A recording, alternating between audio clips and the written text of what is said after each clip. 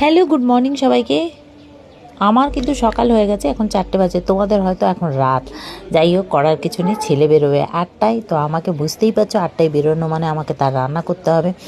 এখন তো ছেলে 8টায় বেরোচ্ছে, এই কদিন পরে ভোর 5টায় নাকি বেরোবে, ওর 7টা থেকে অফিস, তখন এখন 11টা থেকে অফিস। তাই তো উঠেই তো আর রান্নাঘরে চলে আসতে পারবো না, বলো, রান্না করতে। বাসি ঘর না ঝাড় দিয়ে, বাসি কাজ না সেরে আমি রান্নাঘরে মানে আসিই না, মানে রান্না করি না গ্যাসের কাছে, আর কি গ্যাস জ্বালাই না, এরকম একটা ব্যাপার। এটা আমার প্রথম থেকে। তো এখন আমি কি করলাম, ঘরটা ঝাড় দিয়ে চারিদিকে মোছামুছি করে নিলাম। দেখতে পাচ্ছ চারিদিক ঘুটঘুটে অন্ধকার। আর স্নানটা করে নিলাম, স্নানটা করে এসেই রান্নাটা চাপিয়ে দিলাম। এবারে ফুলকপির রোস্ট আর সোয়া রাইসের জন্য। তো এর ফুল ভিডিও আমি আলাদা করে দেব।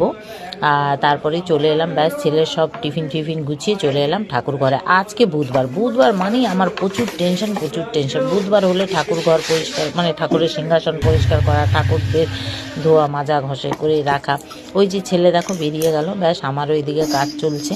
এইসব করে তারপরে পুজো টুজো দিয়ে তারপরে চাটা করে এবারে চাটা নিয়ে বসলাম।